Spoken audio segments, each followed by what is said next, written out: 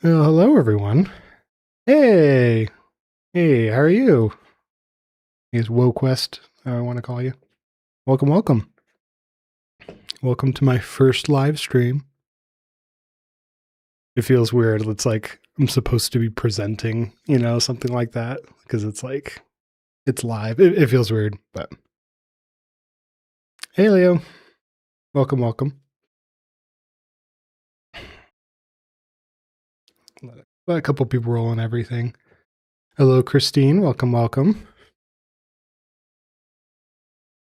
Man, I'm trying to make sure I'm not like thinking or like moving too quickly, because I feel like with live streams you're supposed to chill a little bit, whereas with tutorials you're just like, just keep going constantly, So I'm trying to take it easy for a second. But hey, everyone. But also I wanted to shout out for the let me see, the font. So this was not made by me, but I got someone to make a font for me. It's based on some of my old logos and whatnot. But loved being able to get that created so that way I can use it for my videos and whatnot. So this is my first usage of it. And then let's see, I'll do right before I get into the Blender optimization, I wanted to also shout out that I have a new blog site. So testing, swapping, everything. But yeah, so this with the test blog. So, well, it's not a test. It is my blog. I did kind of have a newsletter that no one really knew about. That's okay if you didn't know about it. But it acted more as a blog. So I decided to make an actual blog website, but quite proud of it. Being able to have a light and dark mode. This is always super fun. Hey, Mark, welcome.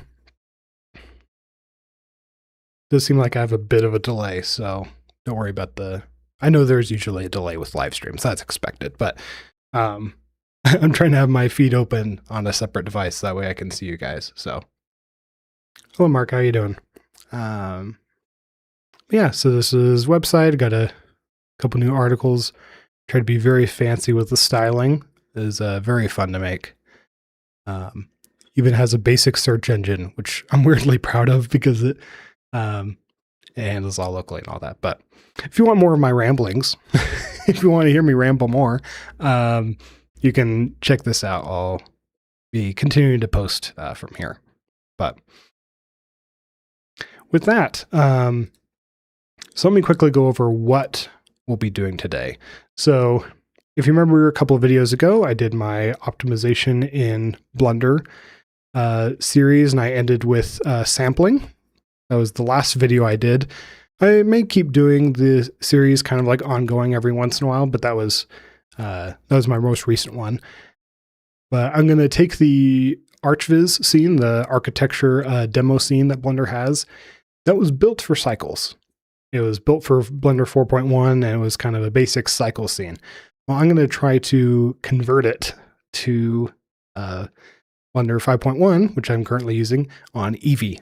And so that'll be the goal, to be able to have the Blender scene in Eevee and look just about as good as it is in cycles. Obviously, there's going to be quirks that you can't do in Eevee that you can do in cycles, but it's basically to try to get to as close as possible.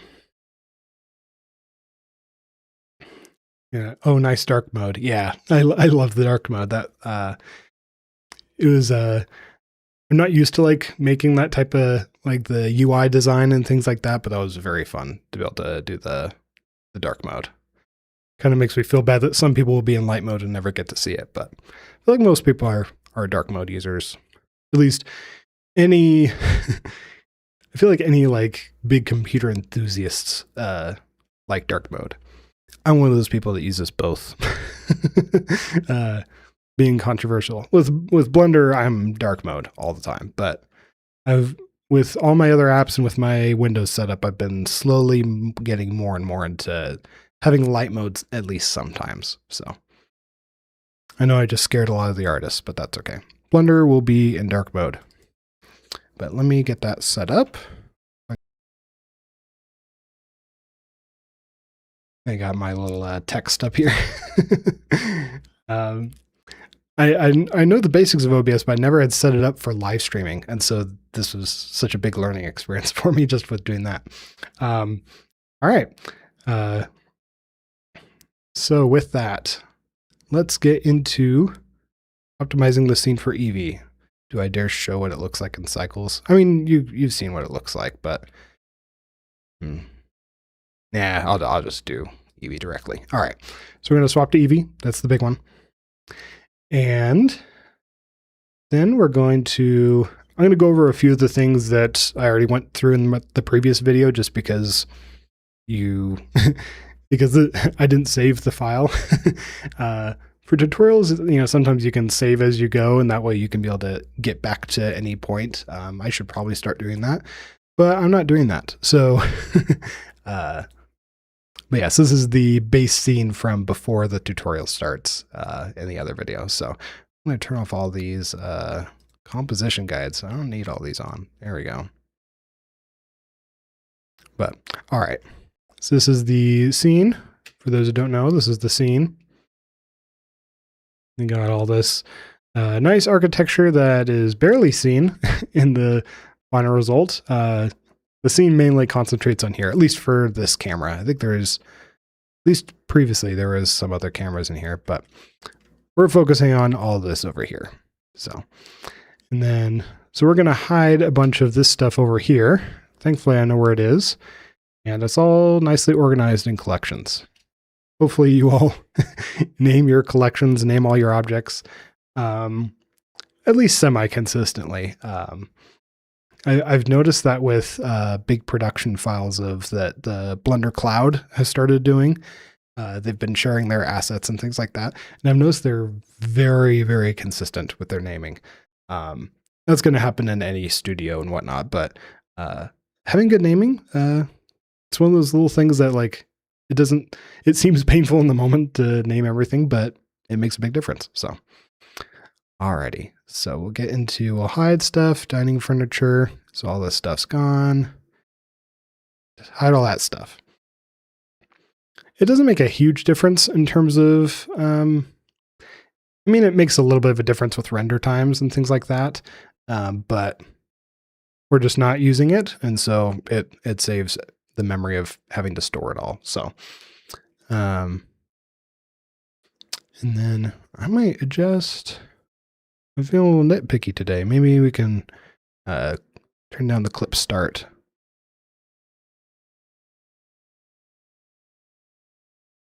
So the scene only goes to like 15 meters. That'll actually be helpful later. I'm going to do 20 just for reference, but keeping your clip start and end pretty close to each other actually helps a lot.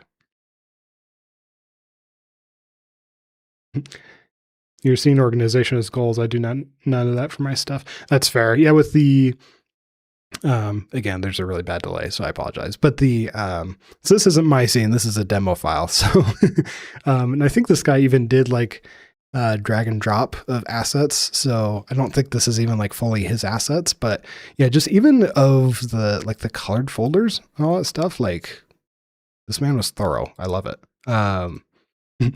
I wish I was this thorough. I'm usually good at like a couple collections, but I'm not this thorough usually. But Leo, there's a renaming extension that helps me a bunch. Oh, is it the battery name? I think I remember seeing it on the extensions platform. Okay, yeah, there's a couple renaming extensions on here. Feel free to, if it's not one of these, let me know. But yeah, I also have a extensions platform news that I want to share. Remind me of that later. But I'll also be sharing about a unreleased add-on that I have. So one of my add-ons that's a sneak peek that I'll get into for light probes. So the initial implementation is from Nino. He has it online and everything. I was wanting to talk to him about like extending it and stuff like that, but yes, this is something I also want to demo as part of this. But All right, let's actually just get started with rendering the scene.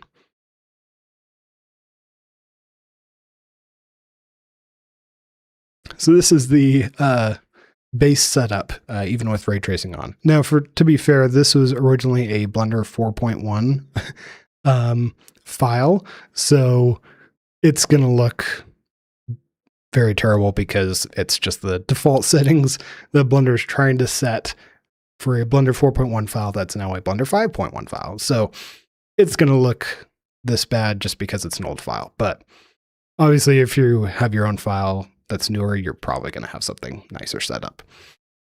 But all right, so so the first thing I want to do is let's set up the lighting. So there's actually this kind of nice HDRI. Looks like it's like a playground with a barn, but it's also like airplanes. So this is like a daycare by the airport. I have no idea what this is from. Air Museum Playground is the name.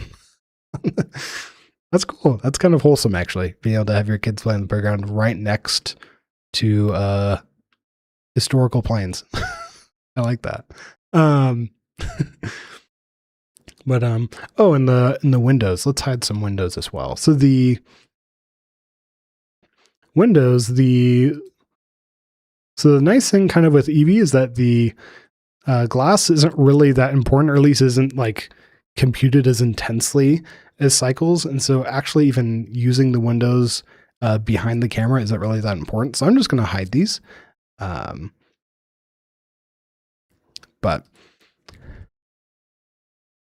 let's show the world settings. So in Eevee, this is probably one of the biggest differences between cycles and Eevee is of how HDRIs and environments are handled.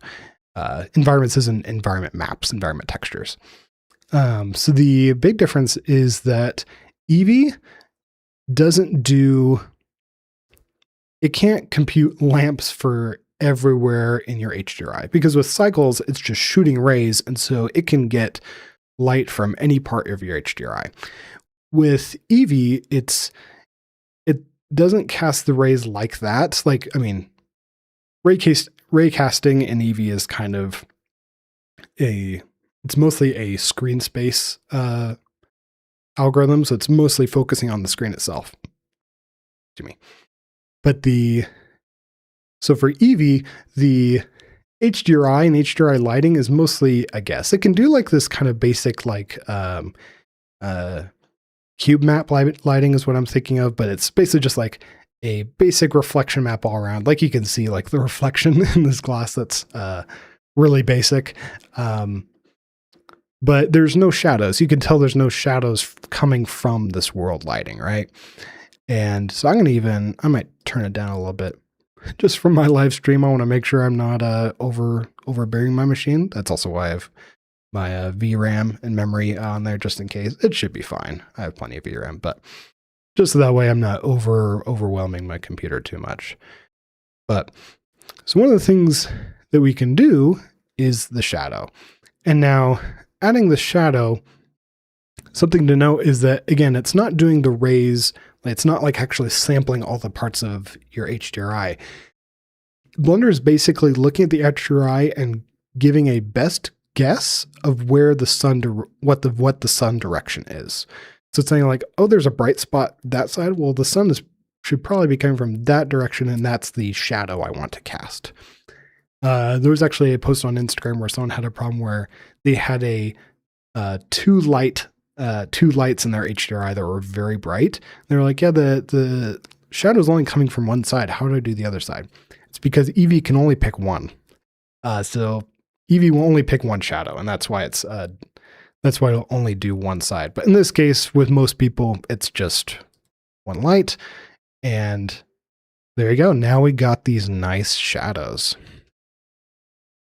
So look at that. The other thing I want to mention, it's actually a big aspect of optimization with your shadows and your memory usage, is this resolution. I'm going to join this so I get a little more room.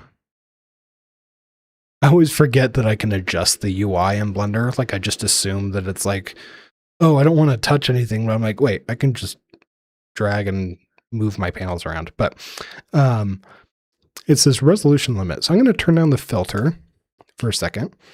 If you can see, these shadows are pretty crisp. And if I go up to like 0.1, you can see now you got all your blocky shadows back. You'll play those 2001 games, you know. But yeah, that's what shadows are with Eevee and video games. A lot of Eevee's rendering is based off of video games. And so it's just these shadow maps, which are, you could just think of it as a shadow image that's projected from the lamp. And that's why you got this blocky look. But you can use this to kind of adjust how detailed you need your shadows to be. If you don't want it to be super crisp and maybe you have like a large scale scene, like it's a bunch of trees on a mountain or something, you don't need like 0.0001 precision on your resolution. So in this case, maybe just try, I mean, 0.01 is not too bad. And to be fair, most of these shadows aren't even seen by the camera. As you can see, like we get a little bit of that right here. And with this wall, of course, but that's also really far away. So it's like, we're not even getting that much. We can probably get away with just this. So I could do this. Or actually, I'm curious how the jitter works here. Okay, so this is like for sampling. It's a better shadow precision. But we're not being precise because we turned our resolution limit down. So we could probably get away with not doing that. So I'll turn the filter back on because that basically just gives it a nice blur just so it looks a little better. So. But yeah, so we got that. And then what about these ugly looking couches? The couch isn't actually ugly. It's just that these, that the height information is really distorted, right? And we went over this in the optimization samples video, or I'll just go over it again, that the distance is set for 1, but the thing is that distance is in Blender units, which in all cases is meters. So is the couch 1 meter thick? that's what the butt map is estimating with. And so I think that was initially a default at some point, and that's why it was set as 1, but you can actually turn this down and it'll look much better. I try to give it like 0.005 or something. Like, I mean, with the couch, you can go a little 101 maybe. No, we'll do that. There we go. But yeah, that already looks much better. And you could even kind of see the difference of the normal map because you want it mostly bluish because that's representing the surface, you know, color, right? Because if you do 1, it's like it becomes this green yellow, even though like that's not the main surface direction, right? So by turning it down, you can get closer to that original look. Of course, there's these little Eevee artifacts. I know Blender 5.2 is changing a lot of this Eevee stuff quite radically. I was actually worried about, I was thinking of like, maybe I should just download 5.2. That's in, is it beta yet? Might be in beta week. So we're not even in beta yet of the bug fixes. So, but yeah, I figured I could try that because there is a lot of big features with Eevee. They did a lot of fixes with raycasting and things like that. But I figured that it might be too unstable for a live stream, especially a first live stream. So figured I'd not worry about it. But all right, let's get back to this. But so I'm going to fix that. I'll revert the color so it actually looks like a normal couch. And for the pillows as well. That actually doesn't look that bad. But if I turn it back to 1, you can kind of see, yeah, it looks a little, it's like, this isn't a 1 meter thick pillow. 0.01,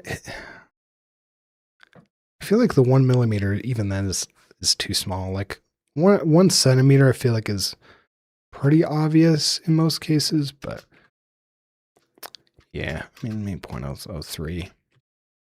something like that. You can rant about what you set your bump maps to. Let's see.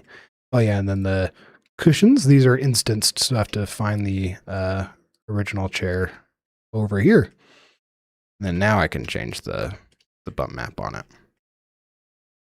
And then the filter width, if you're curious, I can't remember if I covered this in the tutorial, but it's a new one. It basically, I think it does something to the effect of like how much of the texture is sampled per pixel. So it's of like, okay, when I look at this pixel, how wide do I look around it to figure out the bump direction, right? So it's like if you do it like at like 5, for instance, it kind of it can kind of have a more beveled look. Yeah, so it says like you get a bevel-like effect on edges with a large filter width.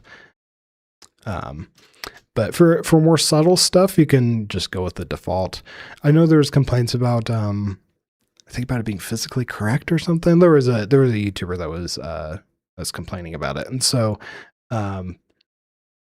but yeah, I'd say usually the default is fine. You'll know when you want to adjust it better if it doesn't feel right or whatever. So sure, okay, yeah, we'll go back down. Do 5mm again. And I think one of these, this chair, I think has the. I will say I'm not used to. So my screen's actually much bigger than this, so it's actually a ultra wide, but I'm using only part of my screen for the 1080p live stream. It's easier on my system. I don't have a super nice computer, but I'm not used to like working with Blender in a smaller window and a larger UI size. So if I feel clunky, that's why. So this wood. The 0.15 actually doesn't look that bad.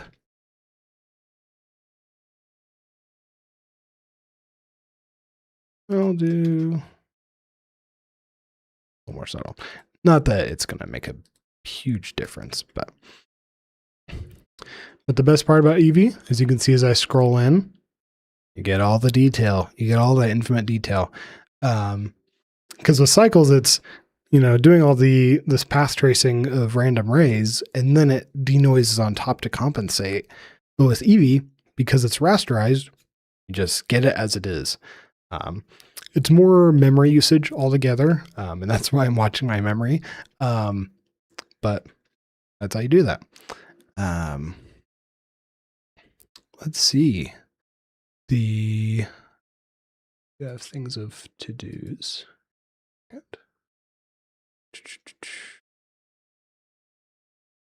Over bump nodes. Oh yeah, one other thing. I won't go over because this is a scene that's not mine and that'll probably take too long, but remove any textures that you don't need. Because there are times where, especially with like assets from online or like texture packs from online or things like that, it'll give a texture for metallic, for instance, but the texture will just be all black or all white. Let me actually show see if I can find a object that has that. Oh, I think this one. So this is a metallic pass, but there's no color to it. This is supposed to be a black and white texture, not even grayscale, and it's all black. So why am I even using a texture, right? And again, I'm not blaming the artist. I think he literally just dragged and dropped these assets. So I don't think this is him intentionally putting this in, but texture packs often do this just for simplicity of just throw on a black texture and I won't have to worry about plugging things in of whether there is or isn't a metallic thing, right? But the problem is all these textures build up in your memory. All your textures get loaded in as part of Blender. And so you don't need the texture, don't use it. So that's an important thing to keep in mind, especially with Eevee. Cycle's a little more forgiving because how it samples the textures from the rays. It's a little bit less intensive of an issue with that, but taking out those textures that you don't need can save you a lot of time with that. So that's what I'd say. But yeah, I don't want to go through all these materials and bore you to death with that. But that's a big aspect because especially with Eevee, with rasterization, that's the render method that Eevee's using. Basically, the amount of geometry and the amount of, let you see my hands, the amount of geometry and the amount of shader complexity and textures, it compounds on each other. So you have a lot of geometry and a lot of textures, it makes it doubly worse to have both. Now, of course, there's optimizations and things like that, but in general, that's why stylized renders work really well with Eevee, because usually with stylized and simplified renders, it's either you get a lot of shader complexity but simpler geometry, or a lot of geometry but very simple shaders. So Eevee tends to work better with that, but if you try to do both, like with archviz, for instance, you can get that. Hey, Susina, hi. Good to see you. Glad to see everyone jumping in. I appreciate it. My very first live stream. I thankfully did a couple practice streams earlier this week. Thankfully didn't have any issues or anything, but definitely do dry runs whenever you do tutorials or live streams or things like that. You're always going to catch things you wouldn't otherwise. So, all right. So the textures. Oh yeah, the glass. That's what I was going to do. This big, ugly glass. Let me, I'm not used to this dragging sometimes with the, with the panels. So with glass, there's a few settings you have to make sure you enable. So in the shader properties, there's the settings, and you can have, there's a lot of transparency related settings, because with video games and with render engines like Eevee, transparent or even semi-transparent stuff tends to be an extra layer of complexity, because basically the engine has to be like, oh, well, there could be things behind you, so I can't just render you first. Like you have to decide the order, and that's important. So, oh, I'm not showing my screen. There you go. So seeing the glass. First time. This is where I can make mistakes. All right. So the ray trace transmission for glass, that's the important thing. And you'll see immediately looks better. And then the other important thing with glass, at least, is thickness. Now with this is the only reason thickness is used in Blender is for Eevee and glass. And that's because, or it also is subsurface scattering. Basically anything that handles transparency where thickness affects it is that. So you have to give it a value. And I did measure the thickness to be like 0.3, get a little more of that distortion. And then also the thickness. So this is evaluating it like a sphere. So it's that it's, the thickness is evaluated from the center as opposed to just like a thick plane of glass. And so if you're doing like maybe like Suzanne in glass, like a sphere would make the most sense. But in this case, because it's just a big flat piece of glass, we can do slab. So it's a little more uniform and all that. But the downside with Eevee is that it isn't good at stacking things. Like for example, so that was the solution. I didn't actually practice this part. So in terms of making sure that the fire can be see-through, make sure you use the same render method. I think blended is better for transparent cutouts because it's a little more crisp, a little more precise. Whereas dithered is kind of like a, there's almost kind of like a blur or randomness a little bit to it and how it's rendered. Yeah, and so using the same one allows you to keep that same look. Let me see if I can fix this. Right, there's multiple fires. Wait, what? Oh, you layered them. That's why. Okay. Let me see if I can make this firework look a little better. Because yeah, it's kind of this weird setup.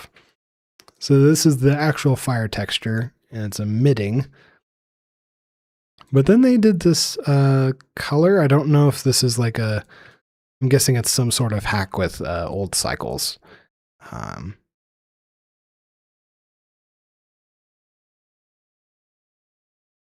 You do something like this, maybe like 2. But yeah, this is like a very, this is not a great image for realistic fire. It's like a SDR compressed image. That's not the best for this case. I'd probably just replace the texture in this case. But yeah, so in this case, I just changed the emission and then, I don't know, man. Could I do this? Does that make it look any better? Add a little bit of brightness. I don't know. I don't think that's, I guess it helps a little bit with some of the lighting, but I don't think it's going to affect much here. But so we're just going to leave it at that. Alrighty. So that is the glass. All right, next let's handle all this indirect lighting. I'm rubbing my hands together. Because this is where it gets fun. And this is where I get to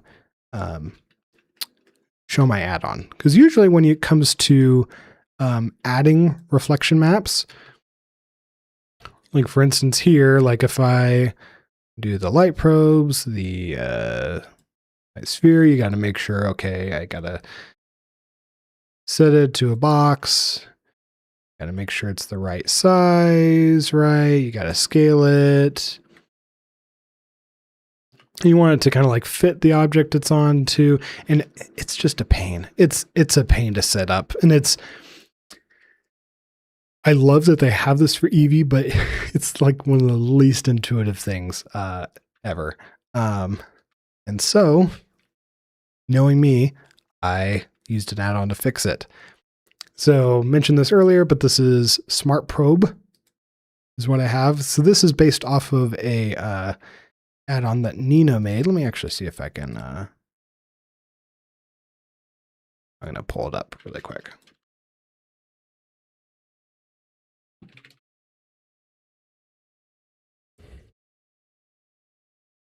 I'll make sure I want to give this guy credit. Because at least part of the implementation is his, so I don't want to make it seem like I did all of the work. Here we go. There we go. So this is a add-on he made. Got his good clickbaity title. So basically it's that, so for reference, Andrew Price did a video about Eevee. He talked about how he hated setting up the light probes in rooms because there's a specific way you got to set up the light probes to handle the indirect lighting and things like that. And so what this guy did with his add-on was to set up the probes to automatically take that like exact dimensions into account based on the object. So he had it as a panel, which is fine as like a starting thing, but I wanted to make it a little more intuitive and then add things for the other reflection parts in Blender. So I made it into an add-on on my end and made it part of the add menu. So this is the process. All right, this is going to go fast. Are you ready? It's going to go fast. It's going to go fast. So I select the object, add, the add menu, Shift A, reflection map, done. I can do that in 5 seconds. Select. Yeah, so you can see the difference. You can kind of see the green creeping in from the outside lighting. I have my world resolution really low, so that's why. But you can kind of see the gray filling in with this stuff. And so build it in, and the light map's doing the work. And it's very small. It has all the settings set correctly and things like that. Even turn down the distance if I wanted. I'd turn it down really drastically. But yeah, so it's doing all this stuff for us. I don't think it'll do anything for the block of glass. Let me see if it's kind of doing it.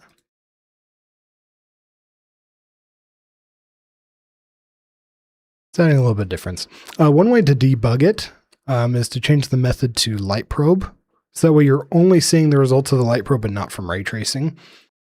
I was actually trying to figure this out right before because I noticed that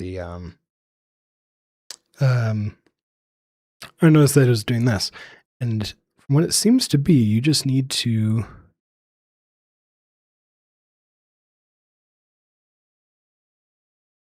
scale it up.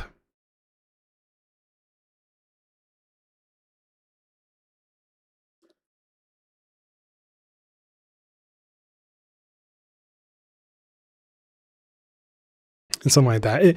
It's weird with big objects like this because of how it does this. Let me see if I can.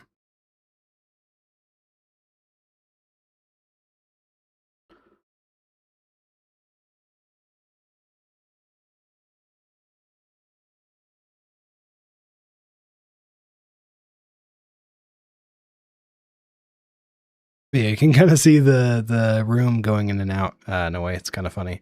But yeah, with some of these bigger shapes, I haven't been able to really figure it out. It kind of, with the box, it's a little better.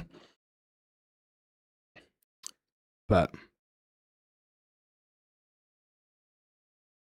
okay. Yes, that's kind of there. It's not physically correct by any means. But it's kind of there. That's really cool. Thank you. I'm assuming that's with the first demonstration. But yeah, this is, I haven't put it up online partially because I wanted to, because it was partially from another add-on. I don't know if it was fair to try to sell this version. I mean, he's selling his, but I wasn't sure how I wanted to go about that. So that's why I haven't put it out there. But whenever I've done my test with Eevee, this is really fun. I haven't even gotten to the light probes yet. So let me show that really quick. Yeah, let me go back to screen trace. Yeah, I mean, I'm not even really seeing a strong difference with this. I'm gonna delete it. I'm gonna pretend I didn't do it because I don't think I see a difference. If you don't see a difference with something, don't bother having it. Oh yeah, let's try the cube map over here because this is a fun one as well. So you got this, you got a little bit of the, yeah, the ray tracing does save a lot here. So I do the reflection map. Gives a nice little crispness to it. But yeah, again, yeah, it adjusts the clip start. I think it does the, you just use a default for the end, but yeah, so it sets some of these settings for you automatically. So that way you don't have to worry about tinkering too much. You may have to still tinker as we saw with the big pane of glass, but that's one of the ways to do it. All right, now let's do the reflection probes. Now the reflection probes, funny enough, I actually saw this in a tutorial and it like kind of blew my mind of realizing that it was like, you don't have to just have one light probe set up. You can actually have multiple. So you can even have like multiple small ones and it'll still work. It'll just be obvious of those gaps that are in between. But it's like what some people do is they do one big light probe volume for like the big environment, and then they do light probes around some of their smaller objects. So for instance, so like with these two chairs, we want to have a little more indirect lighting on just them. I don't want to have a ton of probes just for these few. And so here, could do the smart probe volume, and it automatically puts it together.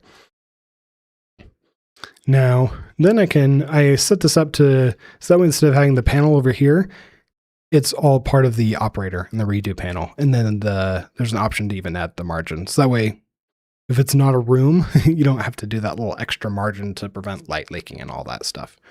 So in this case, I don't have to do that. But for here, we can have it be of like, well, maybe do 0.1. That's a lot. 0.2. But yeah, so the idea is then you can adjust the spacing instead of doing it based off of like, okay, just 12 across, 6 across, 5 across. You can just have it based on the distance. So, but I'm going to have it be of, so I want these couches to all, I want this to kind of all have its own light probe volume. So to this, do I do 0.25? It's just so many. I'm I'm such a minimalist. I'm just like, well, it doesn't have to be that much. Like we could do less. Like I'm such a minimalist of like, well, I don't want to have to do that much, but sometimes you need a lot. And I'll talk about ways to optimize these probes as well.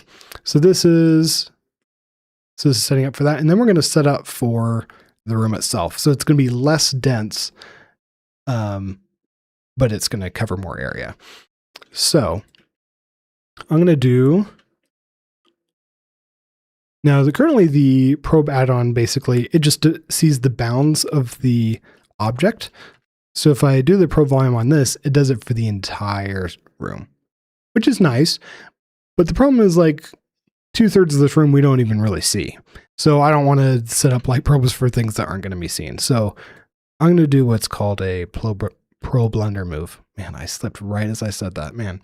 I'm going to do what's called a pro blender move. So I'm going to apply this modifier because it looks like they did like a Boolean setup with this. So I'm going to apply this, so I don't have to worry about that. And then I'm just going to, so I still want this wall.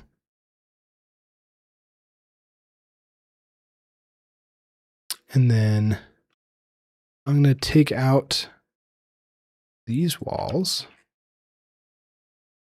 X-ray, there you go.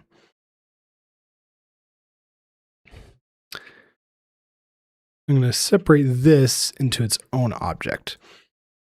Because we don't see this, we don't see this for sure. So I want to take that out of the bounding, make that a separate object, so that way the bounds of this is close to what I need.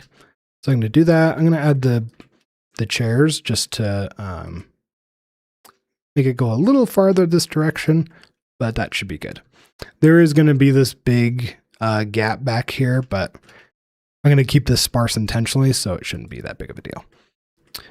So this, we don't need this. How about 1 meter? It's not bad. Maybe I'll do a little more. Do the margin as well, just so that way it's right on the edge as it should be. Yeah, we'll do that. I'm going to manually set the, oh, it's only 9 high. Normally it's really high, so I was like, oh, I'll set it down to 12, but it's already at 9, so maybe I don't need to. Okay, so with this, with the contributions that we want, so the settings you want to adjust, you can of course adjust the resolution. That's just the amount of dots. But you can also adjust things like the resolution. I don't know what circles are.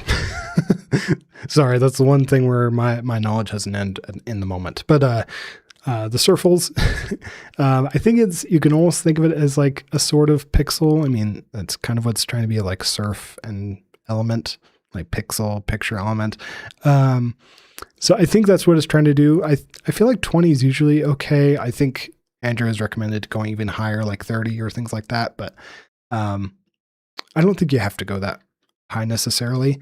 And because I'm streaming, I'm going to keep it low. But big samples, I'm going to turn it down really low to like 512.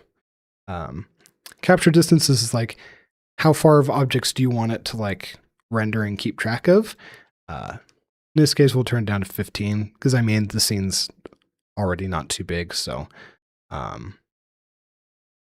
and then we want contributions to include world. I don't know why it's off by default. That to me is strange, but yeah.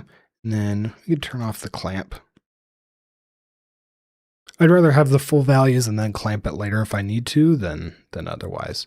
But so that's the big one. Let me do this one. This one, let's also do, I don't want to still do 512. Yeah, let's do 512. We'll keep it small. Then this, because this is a smaller setup, I wonder if I even want to make the capture distance smaller. Yeah, like just 10? And I'll keep it at 15. I'll keep it consistent. But yeah, so the nice thing with this is then I can have this more detailed radiance probe here for these objects, but then have the bigger one for the entire scene. I'll collapse all these. Yeah, so that way you can have both. And you can bake them all at once here. Oh yeah, for the cube maps, you can bake the resolution of those. I don't think I'm even using those, am I? Oh wait, no, I am. Yeah, I'll keep it to 512. Those aren't super big, so I'll have it bake. My computer will complain. Bake finished. Alrighty. Moment of truth. Let's see how it is. Turn off the overlays. Drum roll, please. Look at that.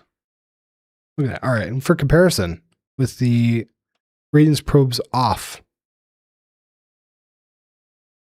literally feels like 9 day. Look at that. Let's even turn up the light threshold. I'll explain that more in a second. Look at that though. Night and day. That's crazy. You're loving the vibes right now. I agree. I like this vibes. See the light threshold. This is I know someone was having a issue with their scene a while ago, and it turned out to be the setting. So basically, what light threshold is Cycles and Eevee will say like, hey, if the light I'm sampling is below this brightness, this intensity, just ignore it. Just pretend that the light's not even emitting for that sample. And the nice thing is it kind of ensures that you're not, that it's not calculating for light that isn't there. But for smaller scale scenes, for scenes that rely a lot on indirect lighting, it's actually good to turn this down some. I'm surprised that 0.01 is the threshold, because it seems like for for some cases, I think 0.001 is better. But there was someone that's having an issue with their scene where reflections just weren't working. Like they had like a big bright lamp next to two like super reflective surfaces, and for one of the surfaces it just wasn't reflecting. And they're like, why is the reflection not happening? There's a big bright light. It should just be reflecting. And it turns out the light threshold is so high that the shaders bouncing the light, it didn't meet the threshold. And so it just pretend like there was no light being reflected. So yeah, if you're having issues with your indirect lighting, feel free to turn this down. I found this by accident. That was the solution for it. Let's more shadow samples. The rays. Andrew was saying that this helps a lot. I feel like I have not seen much difference when I've tested with these, but anyway. Oh yeah, let's turn off the clamping. I don't care for clamping. It's okay, the English person left the room. Oh yeah, and there's this with the ray tracing, so you can kind of change the precision. I don't really know what it's doing here. I don't get much of a visual difference. There's denoising, reprojecting results, adding some blur. I don't see much difference with these, and I think for the most part that's fine. Oh yeah, and the fast GI approximation. So this is what's doing kind of the indirect lighting. Oh my goodness. Much better. But it's now available in Cycles too, but basically it caches, oh yeah, very verclamped, exactly. Yeah, I try to turn off my clamping whenever possible. I know with some cases, like with more stylized or even like product stuff, that you kind of need to do that, but uh, avoiding that does help a lot. Okay, you can use Game Chop has stuff for lo-fi music. Okay. Jot them out in the description. That's all I need. Oh, okay. That's good to know. Yeah, I saw a couple of services for it. Some were literally just like Spotify playlists. But yeah, I'll take that. I'll take a look at that next time. Because I noticed, like, as I was preparing yesterday, I'm like, oh, right, everyone does like music in the background, but that's fine. We don't need music. You can curate your own music for today. We'll figure it out next time. But yeah, so there's the global illumination. You could think of it as just basically like caching some of your indirect lighting. I mean, that's what light probes is basically doing, but it's basically like trying to cache some of that global illumination for a best guess. And so this is basically like the threshold for the roughness of your shaders, the roughness on your shaders. So if you want it to be of like, you don't use fast GI approximation at all, you do this. But if you want it to be like most, but only your like super chrome surfaces to use it, then you set it, something in the middle. Or if you want everything to use GI, then it's that. But say in this case, we can just leave it. But alrighty, I'm going to turn this down a little bit. Again, the computer's doing fine so far, but I want to make sure I'm not overwhelming it too much. Turn up the light probes too. Here we go. This is another one of the memory usage for shadows and your light probes. I think they're going to expand this. Might be 5.2 that they're going to add a 2 gigabyte and 1.5 gigabyte options to here. So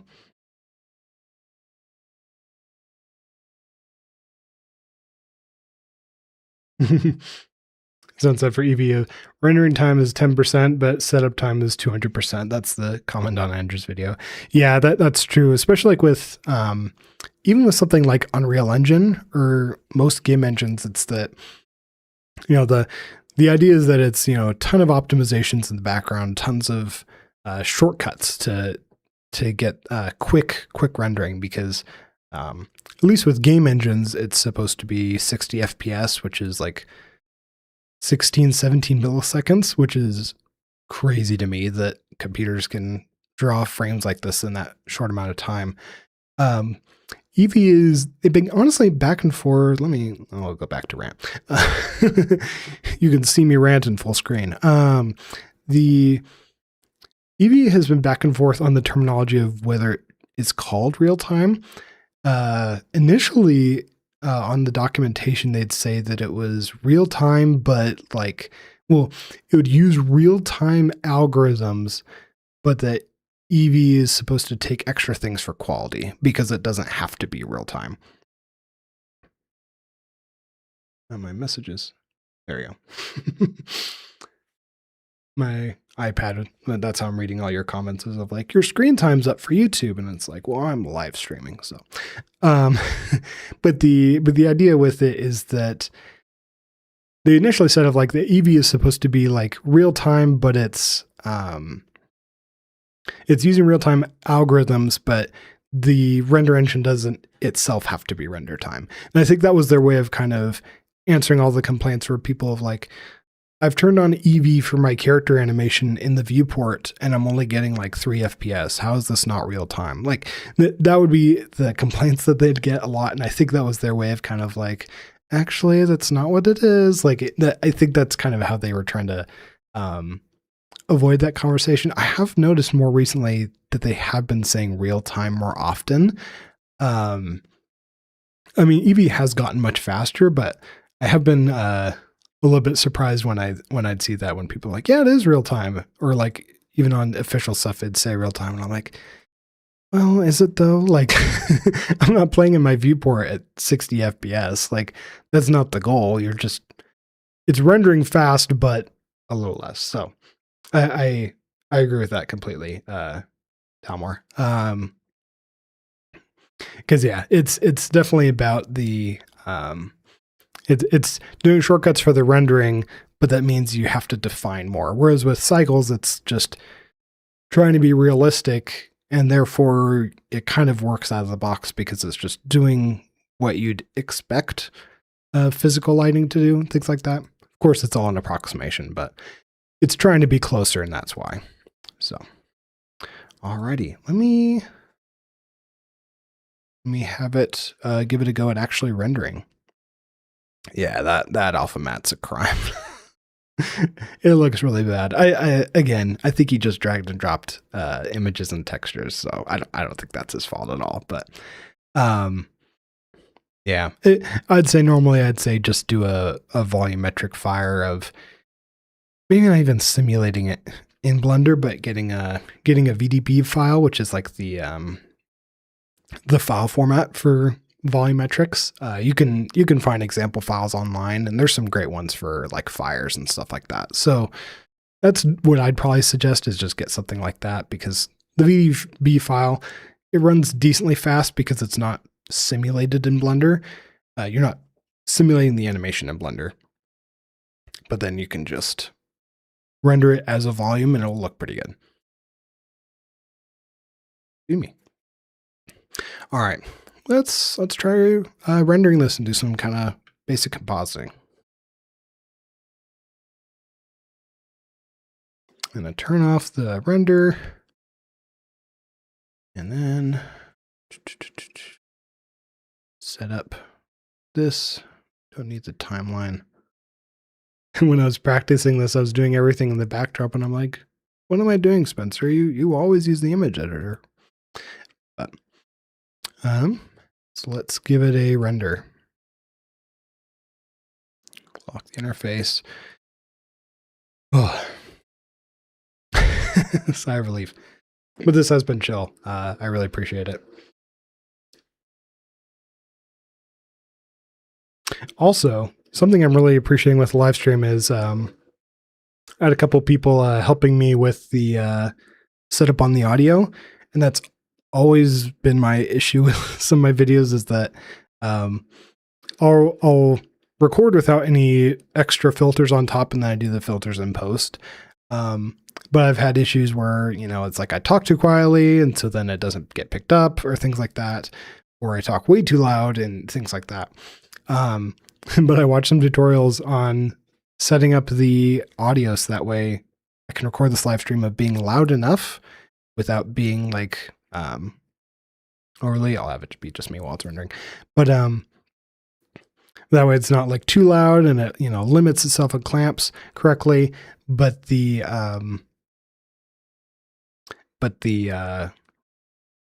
yeah, so I watched some tutorials about it, and it was quite easy to set up. And with some tinkering, it's like I can talk loudly consistently. Like, what?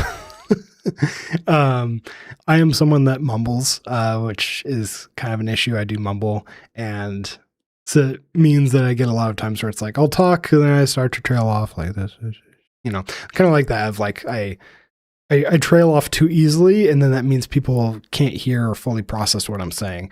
So it's a pain when you're recording. In those cases, I always say, like, try to project, try to do that. But it's been really nice to know that I don't have to worry as much about the audio. I asked a couple people to kind of like critique about the audio and whatnot, but it sounds like you guys are hearing okay. It's at least going pretty high up on the levels. But yeah, if it's ever like way too loud or too soft, then let me know. But all right, the render finished. So you guys can see it was a minute, and then 4 gigabytes of memory for the peak. But yeah, for a minute, that's not too bad with this scene. I think my cycles one was like a minute and a half, so it's not that big of a difference in time, but I mean, you'll see the quality difference here. Again, atrocious fire. Let's not look at that. We'll ignore that for now. But yeah, look at these textures, because in cycles, the denoising, it gets splotchy with segments, because it's trying to figure out what parts are smooth and which parts are not, right? And this just looks so crisp. It looks so nice. Like look at that. Doesn't it look like a luscious couch? I can't. Now I wish I want to be back on my couch, guys. But yeah, it's been really nice. This looks so nice. The indirect lighting, obviously there's still a ton of noise. You can see some noise up here, and of course this is quite splotchy. But some of this you could even clean up manually. Like obviously you'd rather have it handled in the render, of course. But this is honestly pretty good. This is enough that you could have some touch-ups in Photoshop and that's it, you know? But yeah, the other thing I noticed, I meant to fix this, but I forgot to do it, is that the, some of the lighting is off, for the stairs. Because in the original, these are supposed to be like this really warm, lighting over here. It's supposed to get this warm lighting, but, I think it's because the original scene used nodes or something to do the color temperature, I think is the reason why. But that's one of the differences. Just passing by. Hello. Hello. Good to see you. The details are nice. Absolutely. It is very nice. That is one of the nice things with Eevee and rasterization, is just that because you don't have to worry about as aggressive of denoising as you have to do with like path tracing and ray tracing, you get a lot of those crispy details built in. It's really nice. I will note that because I changed the color temperature of these lights, I technically should have to rebake my light probes. Should I do that really quick? Yeah, why not? All right. So I'll rebake. Let Blender complain for a little bit. Let the fan go. But yeah, so the funny thing is, like, a lot of we were talking about the setup time 200%. A lot of the rendering that's happening is the light probes, which is happening right now. Like, light probes are just renders from all those little dots. It's basically just a render from each one. So it's kind of funny that it's like we're not taking away the render time, we're just moving it to somewhere else. So it's kind of funny. All right, we are coming on to the end. I'm going to do one last render and then some compositing. But if you have any Blender questions, add-ons, optimization, whatever, fire them away in the chat. We can talk about them after. Alrighty, so we'll do one more render. One more render. Let's turn off the backdrop. And while that's happening,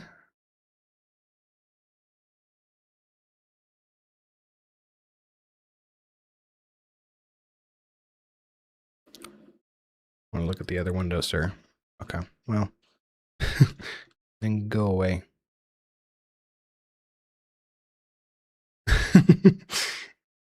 The window's not responding because it's rendering. That's also one of the other things I don't like with Eevee, is because with cycles, there's the rays, and because it's array cast each time, it can come back and update. It's then Windows doesn't freak out because it hasn't heard anything, because it keeps hearing back from the graphics card. But with Eevee, it's basically doing everything all at once. And so Eevee can just basically seem to time out the graphics card because it's doing all these calculations, and then Windows gets confused of like, I haven't heard anything, what's going on? But yeah, there it goes. Now it updated.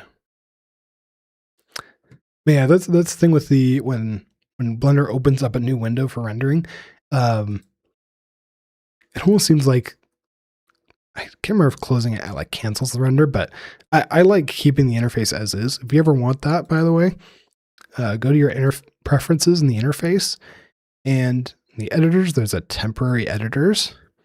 And you can decide whether you want to render where it opens a new window, if it swaps your image editor, if it makes a maximized area, or you can keep the user interface. This is what I like to use. So that way it's just, I can kick off the render and I don't have to like, nothing in the user interface changes. It's just running in the background. But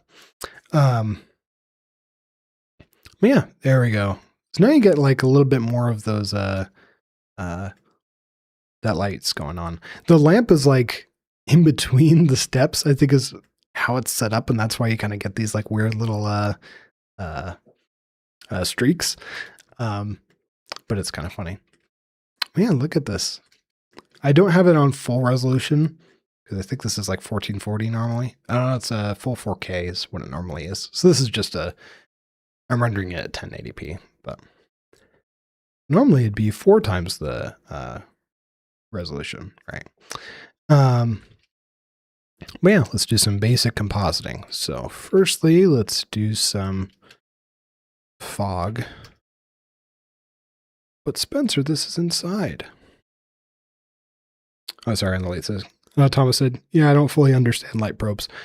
Very fair. I still kind of don't understand them, but knowing that it's basically just like little mini cameras that it's rendering for each of the probes, at least for me, that helped a lot in understanding the basics of them. But yeah, there's a lot of weird math for them and of like what stuff should be considered part of them, which parts shouldn't be, and all that stuff. But all right, for the depth map, we do map range because we plug it directly in, we just get gray.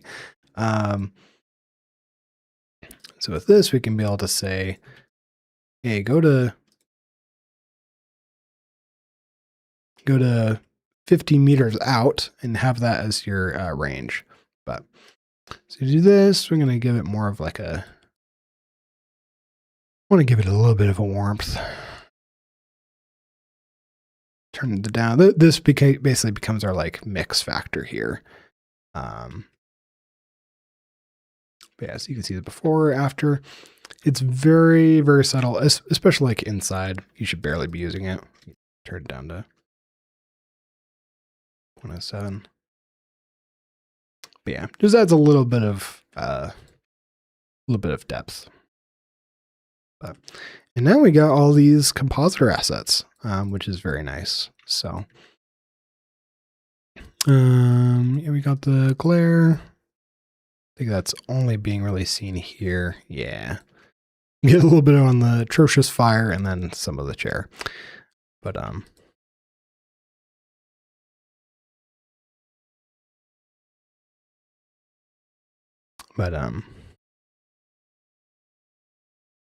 then let's see. Oh yeah, next the don't want sepia. Technically chromatic aberration. For archviz, you almost never see this. Like this would look too weird. The lens dispersion. This is actually be kind of funny. Like archviz, that's just like psychedelic. I guess that's just like the archviz that's like really loud colors and all that. But yeah, you almost never see this type of stuff in real archviz. So 0.01, you could even go a little less if you wanted. Like it just adds a teensy bit of softness. But yeah, most lenses are pretty good at not being chromatic in the I was almost going to say being chromatic in their aberration, but being aberration in their anyway. They don't have this effect as strongly. But then sensor noise. This is actually where it is actually important to have more sensor noise in Eevee. Technically, you should have it in cycles too, but because of how it's sampled, you can almost kind of get the same effect naturally a little bit.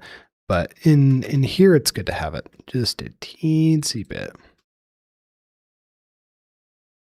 Yeah, and I've noticed like in terms of colors, it's almost like I saw some studies of like how broadly you can tell the difference between two colors. There's a popular game out that does this too, but it seems like 0.05, 0.06 is like the minimum threshold where you can kind of like really see a difference, because it's like 0.03 you can kind of see it, but yeah, I feel like 0.05 is pretty fair.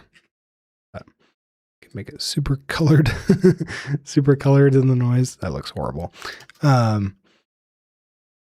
yeah, with Eevee, because it is so precise and clean, having a little bit of noise added back in it helps. But obviously for like the light samples that are noisy and stuff, that's good to take out. But and then I have vignette.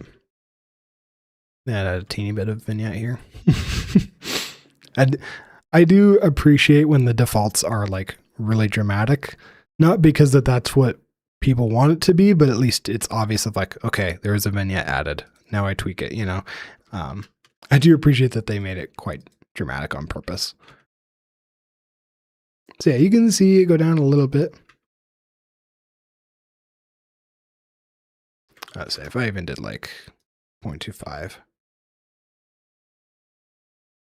that's not bad. The problem is there's also some bright light sources coming in from like here and also here. So it's like, you don't want to put it too hard, but you also want to make sure they're not too distracting.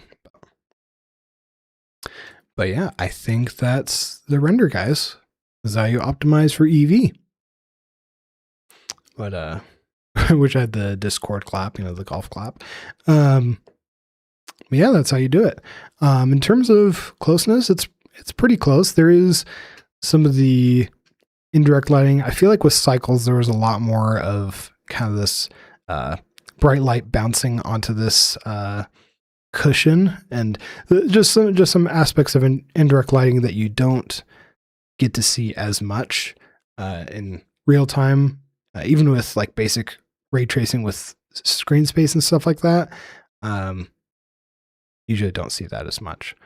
But yeah, for the most part, you can get pretty far with Eevee on its own. I've seen some videos. I've thought about exploring this more at some point, but I've seen a couple of videos about hybrid rendering, where you render both cycles and Eevee, and you use them together in the compositor. I've heard someone do that for volumes, where they do the volumetrics in Eevee because it's faster, and then they do the rest in cycles. I'm curious how well that would integrate in some cases, but for kind of like a basic fog or depth, like that might work really well. But yeah, that's the render. Again, this is kind of like a sort of office hours. I'm fine to ramble and vent a little bit as well if we need to, but otherwise, probably in the next half hour is kind of like what I'm expecting. But so yeah, if you have any Blender questions, Blender rants, Blender venting of your own that you want to vent, feel free as well. But yeah, I wanted to make sure that I could be able to have kind of these more straight up live stream sessions. They're kind of just hanging out, be able to kind of do some things for fun, answer questions and things like that. So appreciate you guys coming on to my first live stream. This is very fun. This is a great way of being able to try some things out, to be able to kind of do this kind of, I don't think it'll be my last video about optimization in Blender, but kind of a follow through with my previous video. That was very fun. I'll continue trying these live streams. I'll still do normal videos eventually at some point, but I think for a little while, I'll probably just do live streams kind of to keep things simple for a little bit. But yeah, appreciate you guys. I think this live stream was a success. It was at least less stressful for me than having to record videos. I don't know, I just get so stressed when making videos. So this was much better for me. Thank you all. I appreciate it. Till next time, I will see you, and happy blending.